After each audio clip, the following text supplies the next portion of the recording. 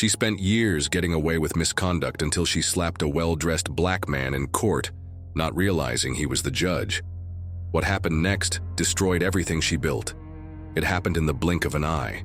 No one saw it coming, not the bailiff, not the court reporter, not even the defendant waiting nervously in the front row. Officer Tiffany Rourke had just entered Courtroom 2B, inside the Franklin County Courthouse in Missouri. Her uniform was pristine, her jaw clenched like always. She'd made a name for herself over the past decade. Authoritative, no nonsense, and not someone you ever wanted to cross. That morning she'd been called to testify in a minor drug possession case, but she never made it to the witness stand. She spotted a sharply dressed black man standing near the witness box, talking quietly with one of the attorneys. Without hesitation, she stormed across the courtroom floor and slapped him across the face. Hard, the sound cracked through the room like a whip. A gasp followed, collective and immediate. You could hear the rustle of papers dropping, a pen rolling, onto the floor. For a moment, time seemed to pause. Everyone sat frozen. The man didn't flinch. He didn't yell, didn't lunge, didn't even raise a hand. He calmly adjusted his tie, brushed his cheek with the back of his hand, and looked her dead in the eye.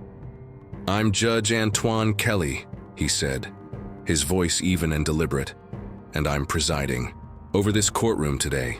That silence, it wasn't just shock anymore, it was weight, heavy. Every pair of eyes locked on Tiffany, who now looked like she'd swallowed a bucket of nails. She blinked once, twice, her mouth barely moving as if trying to form words. The bailiff, unsure of what to do, shifted nervously by the door.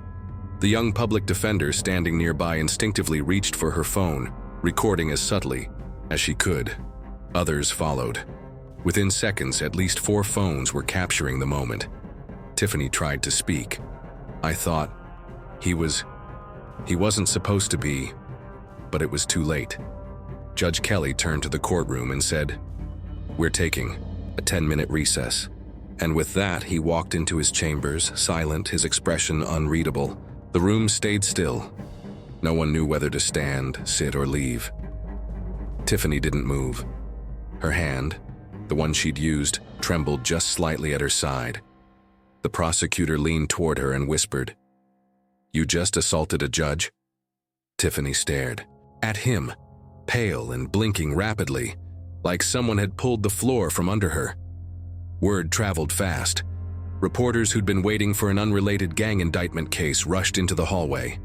2 local news outlets were tipped off by interns who'd left the room shaking.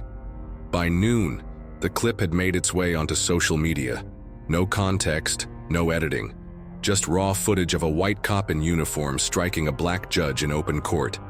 The title under most of the reposts was simple: "Cop slaps a judge, doesn't know he's a judge."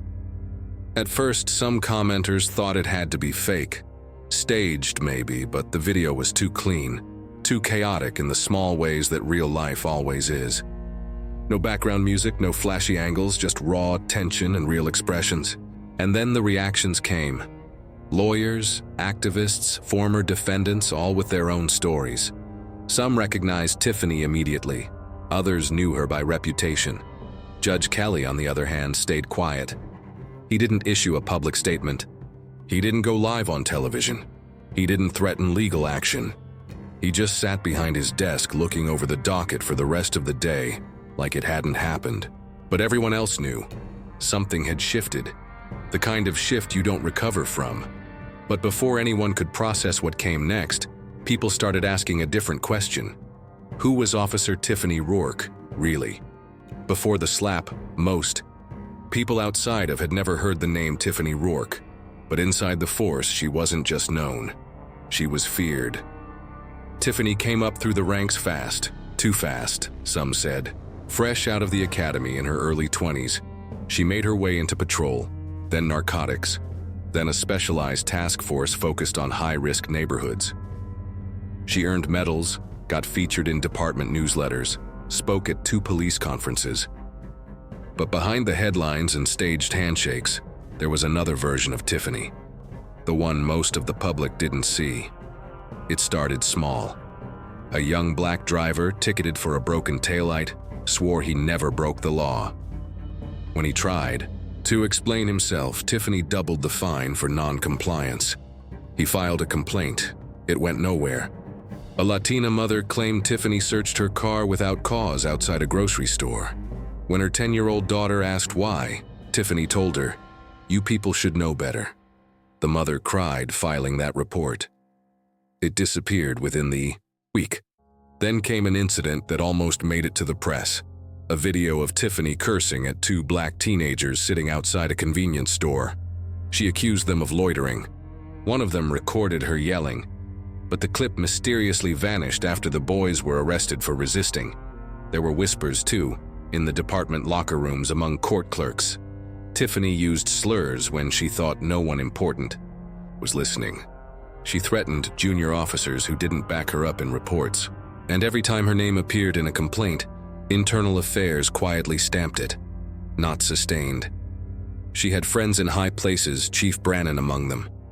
He called her a good cop in a hard world. To him, the public didn't understand what it took to deal with those neighborhoods. Colleagues like Officer Sam Delaney saw the writing on the wall early. He once tried to speak up after witnessing Tiffany slam a suspect's head against a cruiser window. She told me if I filed anything, I'd find my locker cleaned out by Monday, so he backed off. They all did.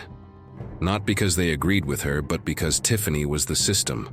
Not a glitch in it. Not an outlier. She was it. She was what it looked. Like when power met prejudice and wrapped itself in a badge. And it wasn't just her actions. It was the arrogance that came with knowing she was untouchable. There was a moment, about 6 months before the courtroom incident, when a rookie officer, Jordan McLean, filed a formal objection after riding with her for 2 weeks. I saw her stop 6 cars in a single day. All black drivers, all in the same 3-block radius. Not one ticket was justified, he wrote in the internal log. McLean was transferred to desk duty 2 weeks later. Tiffany got a commendation. The problem wasn't just Tiffany, it was the fact that people let her thrive. That, her rise through the department wasn't despite her behavior, it was because of it. But there were cracks forming long before she struck Judge Kelly.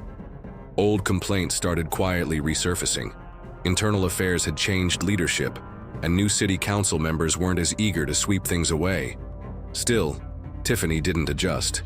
If anything, she doubled down. She called the changes political games and told colleagues at a precinct BBQ, "They can't touch me. I've got more dirt on half this department than they do on me." She didn't know it yet, but that wasn't power, that was a timer. And it was already ticking. But when she struck that slap in court, on the wrong man in the worst possible place, that timer hit 0, and the whole machine she'd relied on began to sputter. When Judge Antoine Kelly stepped back into his chambers, he didn't slam the door. He didn't throw anything. He didn't yell. He simply sat down. He took a breath, leaned forward, and reached for the stack of case files on his desk like it was just another Tuesday. But it wasn't. Not for the dozens of people in that courtroom. Not for the attorneys who'd seen their share of tension, but never a uniformed officer slapping a sitting judge. And certainly not for the man himself. Kelly had been on the bench for 12 years, most of them in Franklin County. He wasn't flashy, didn't chase headlines, wore plain ties, kept photos of his wife and 3 sons on his bookshelf, alongside a miniature gavel his youngest made in woodshop. But those who knew him understood one thing: his quiet presence carried weight. He'd grown up in St. Peters, Missouri, first in his family to go to college, then law school. He worked public defense for 7 years before switching sides. He'd seen every kind of case, the petty, the tragic, the senseless. He treated them all with the same steady focus. What happened in that courtroom? That slap? It wasn't new to him. Disrespect had followed him most of his career, but this wasn't a dirty look or a dismissive tone. This was physical, public, undeniable. Yet he hadn't raised his voice. He hadn't thrown titles around, because Kelly didn't believe in spectacle. He believed in consequences. In the hallway, his clerk, Monique Barnes, stood frozen, still holding the folder she'd meant to deliver before. The incident. She stepped into his office hesitantly. "You okay?" she asked. He looked up, calm. "I'm fine. Sit down." She sat, her eyes scanning his face for any sign of anger. "I don't know what she thought she was doing," Monique said. "We can file something. Press charges. The footage is everywhere already." He nodded. "We could, but I want to see how they handle it." She tilted her head. "You mean the department?" "The whole system," he said, folding his hands. "Let's see if it's still allergic to accountability." Monique blinked. She knew his style. That meant he wasn't going to push. He was going to wait and let them show their hand. By lunchtime, Judge Kelly's name was trending. People recognized him from a graduation speech he gave at a local high school 2 years prior. Clips resurfaced. Quotes were posted. The law isn't a weapon. It's a tool, and it belongs to everyone, not just the loudest voices. But he didn't tweet, didn't give a statement.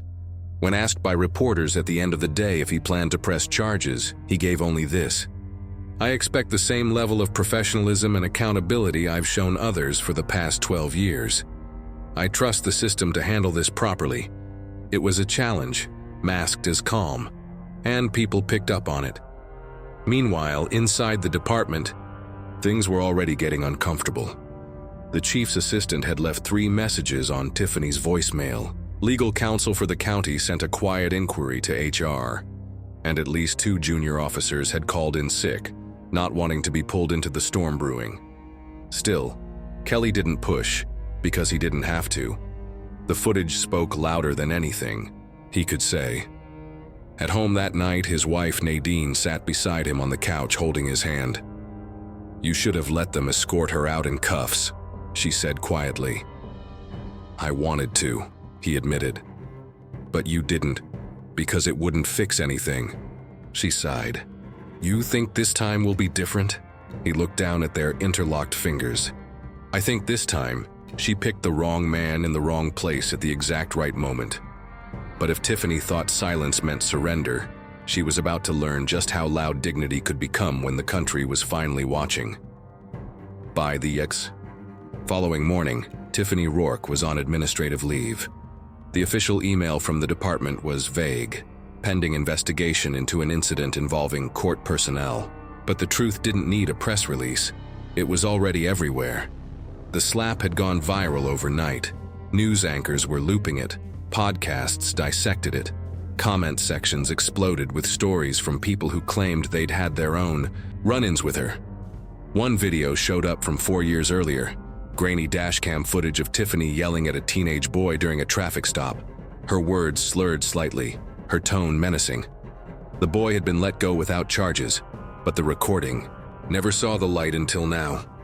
This time, people weren't just talking, they were listening, and her badge wasn't protecting her anymore.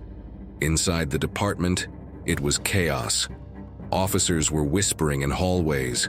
Her closest allies, the same ones who used to joke with her at Friday briefings, suddenly had other things to do when she walked by. A memo from Internal Affairs circulated, requesting interviews with anyone who had worked directly under or alongside Officer Rourke. Over a dozen officers responded within 24 hours. Not all gave their names. One of them, Detective Naomi Brennan, had waited nearly 6 years to say what she knew. "She threatened me in the locker room once," Naomi told the investigators. "Said if I ever questioned her reports again, I'd find myself reassigned to the county jail rotation." Another, a former cadet now working patrol, described a time when Tiffany planted a flashlight under a suspect's seat just to justify a search. "She called it insurance," he said. Said no one would ever check her footage. The floodgates were open now. It was no longer just about the slap. That was the spark. What followed was years of smoke finally catching flame. Internal Affairs began pulling her old reports, comparing them. Patterns emerged: disproportionate stops, vague justifications, repeat complainants. Meanwhile, Tiffany tried to control the narrative.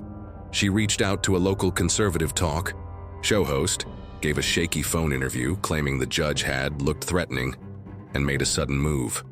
It didn't land. Even her usual defenders paused. You could almost hear the PR walls cracking when the host cut the segment short, saying, We'll wait for more facts before jumping to conclusions. Then came the email from her union lawyer. Due to a conflict of interest, I can no longer represent you in this matter. Translation, you're radioactive. Her inbox overflowed. Reporters called, friends stopped answering. Even her daughter, 19-year-old Avery, a college freshman, left a single-line text. Why would you do that, Mom? Tiffany sat in her kitchen, the once proud medals from her service displayed above the fridge. They looked different now, heavier, like they didn't belong to her anymore. She still believed she hadn't done anything wrong. Not really. He looked like a perp, she muttered, alone at her kitchen table. He shouldn't have been standing there dressed like that, talking like he ran the place. But deep down, she knew. This wasn't about what Judge Kelly wore or where he stood. It was about her impulse, the one she never questioned. The one that had gotten her promotions, respect, and fear, but never accountability. And now that impulse had turned into a wrecking ball. 2 days after the incident, the Franklin County Police Department held a press conference. For the first time in 15 years, the chief was flanked by legal counsel. We do not condone Officer Rourke's actions in the courtroom. An internal investigation is ongoing. We take this matter very seriously. He didn't call her a good cop. He didn't say she'd served with distinction. He didn't say anything that sounded like protection. Just facts, cold and distancing. Tiffany watched the press conference on her living room TV, the same way everyone else did. But if she thought the silence from her peers was the worst of it, she was about to find out what happens when the entire structure she leaned on starts pulling away one brick at a time. Tiffany used to walk through the department like she owned it. Not anymore. The few who still made eye contact did so quickly, nervously, like they didn't want to be seen near her. Her once iron grip on the precinct was gone, and in its place was a kind of awkward vacancy, like someone had taken down a crooked portrait, but the nail was still stuck in the wall. The administrative leave dragged on. No paycheck, no badge, no answers, just waiting. At home, her world was shrinking fast. Her daughter Avery hadn't returned any texts, not since the night of the incident. They'd never been close, not really. Tiffany had raised her with rules, not warmth. But now the silence stung in a different way. She tried calling once more. "This is your mom. Please, just talk to me." The line went dead after the first ring. Tiffany stared at her phone for a long time before placing it face down. She'd spent so long thinking she was the one in control, that people's fear meant respect, that those internal complaints were just noise from people who didn't understand the job. But now, sitting at her kitchen table, blinds half closed to avoid the camera van across the street, all she had was time and silence. She hadn't been charged yet, but the department wasn't shielding her anymore. The union had gone quiet, the lawyers stopped replying, and in the background, more accusations rolled in. A civil rights watchdog group filed a petition requesting an independent review of every case she'd touched in the last 5 years. One by one, names came forward. Former suspects, former officers, even a retired judge who recalled Tiffany screaming at a defendant mid-trial, something he'd written off, at the time, as stress. She went online to read the comments just to see. Rourke is exactly why we need reform. This woman thought she was above the law. She messed with the wrong judge, thank God. And then the worst ones, from people who claimed to be her friends. I always had a weird feeling about her. She was always too aggressive. I remember once she laughed after making a kid cry in an interrogation room. That stuck with me. It wasn't betrayal, it was erasure, like she'd never belonged to them at all. Her voicemail was full. Reporters, civil attorneys, even one woman from a documentary company asking if Tiffany would be willing to share her side of the story. She didn't return the call. The only place she felt somewhat safe was her garage. Sitting in the car, engine off, doors locked. She'd spend hours in there, going through the motions, replaying old cases in her head, telling herself none of this would be happening if that judge had just stepped aside, if he hadn't been trying to make a scene. But no matter how many ways she twisted it, she couldn't change what happened. She slapped a man in open court. A man who wasn't a threat. who wasn't a suspect, who was a sitting judge, and the whole country saw it. One afternoon, her neighbor, Mrs. Beasley, who used to wave at her during morning jogs, walked past with her dog and didn't even glance in Tiffany's direction. That tiny moment hit harder than she expected. The quiet erasure, the polite rejection. It felt worse than the headlines, because headlines fade, but being left behind, that lingers. Later that night, Tiffany scrolled through an old precinct photo on her phone, a group of them standing in front of the department sign. She zoomed in on herself, sunglasses, smirking, hand on her hip. She thought she looked powerful then. Now all she saw was arrogance. But just when she thought her fall had reached the bottom, a letter arrived, summoning her to a public hearing that would bring everything into the open and force her to face the one man who never raised his voice but had already dismantled her legacy. The public hearing was scheduled for a Thursday morning at 9:30 a.m. inside the Franklin County Municipal Assembly Hall. The location alone was enough to signal this wasn't going to be a quiet, behind-the-doors review. This was going to be seen. By the time Tiffany arrived, wearing a plain black suit, no badge, no weapon, the room was already three-quarters full. Journalists lined the back wall, audio gear clipped to their belts. Rows of folding chairs groaned under the weight of residents, activists, and legal observers. In the second row, behind a line of junior prosecutors, sat Judge Antoine Kelly. No robe, just a dark gray suit, calm eyes, and a legal pad resting on his knee. He didn't look angry. He didn't look satisfied either. He looked like someone who had shown up for work, like he was there to witness, not to retaliate. Tiffany's lawyer, a new one, a fresh-faced public defender who'd taken her case reluctantly, stood beside her, whispering instructions she didn't really hear. Across from them, the Civilian Review Board sat in a long arc of plastic nameplates and stern expressions. A retired detective, a former public defender, a local pastor, a community organizer, a judge from another county. This wasn't a courtroom, but it might as well have been. The chairwoman, Ms. Loretta Vaughn, began the session promptly. She had a voice that cut through the noise like a scalpel. This hearing is not a trial. It is a public examination of Officer Tiffany Rourke's conduct, both recent and historic as it pertains to her ability to continue serving in law enforcement. Tiffany flinched at the phrase "continue serving," like that door was still open, like this wasn't a funeral for her career. They began with the courtroom footage, played it on a small monitor that barely captured the weight of the moment, but left no room for denial. The sound echoed faintly in the hall, the slap, the silence, Judge Kelly's calm voice. Then came testimony. Officer Naomi Brennan read her prepared statement about the threat Tiffany made 6 years ago. Her voice was steady, but cold. Next, two former arrestees stepped forward, both of them describing how Tiffany's name showed up in their paperwork, despite not being on the scene. She'd signed off on their arrests without explanation, one witness after another, all while Tiffany sat motionless, eyes locked ahead, refusing to show reaction. Then, near the end of the session, the chairwoman called Judge Kelly to the microphone. He didn't bring his legal pad. He didn't bring notes. Just stood, buttoned his jacket, and spoke. "I won't waste this board's time recapping what we all saw. That's already public record," he began. "What I want to address is what comes after accountability, because that's where the real work begins." He paused. A few pens scratched against paper. "I've served this county for over a decade. I've seen people do reckless things out of fear. I've seen people lash out because they felt small. But what happened that day in my courtroom wasn't fear. It wasn't a mistake.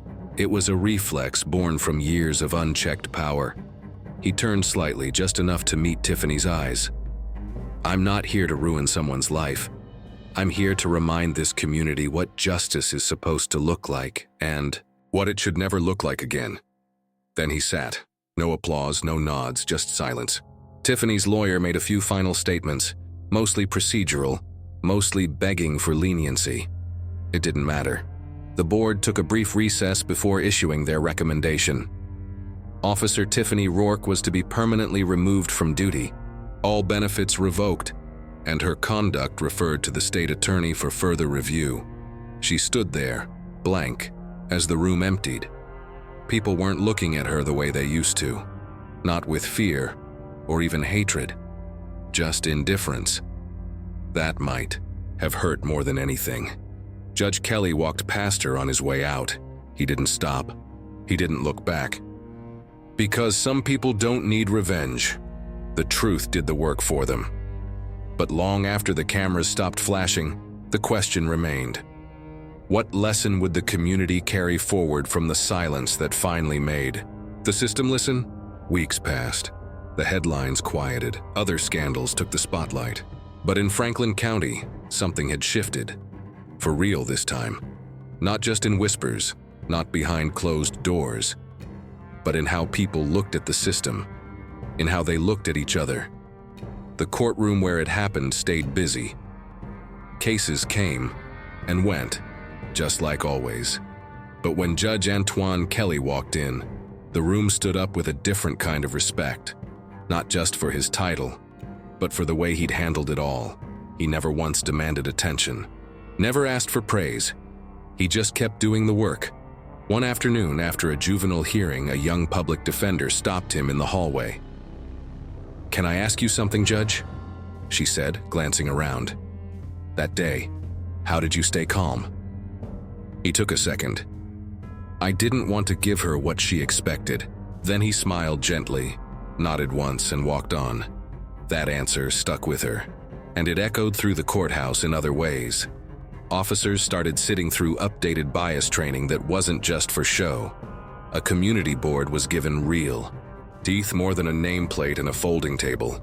Old case files were reviewed, not all of them, but some, enough to let people know the doors were creaking open. As for Tiffany Rourke, she faded.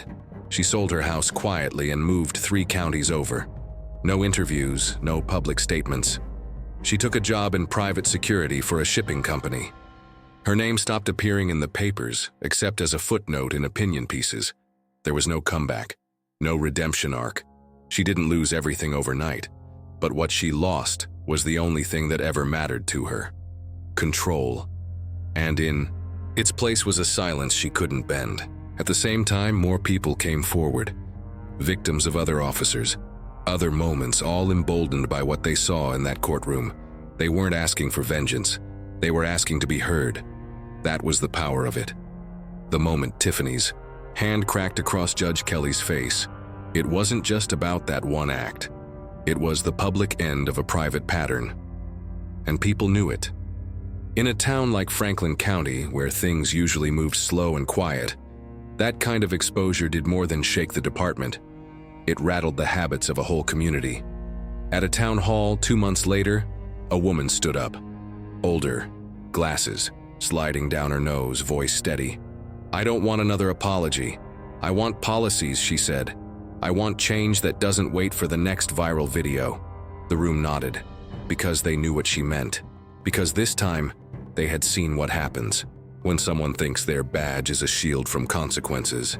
And the truth walks into the room wearing a suit and saying, "I'm the judge today." This wasn't a Hollywood story.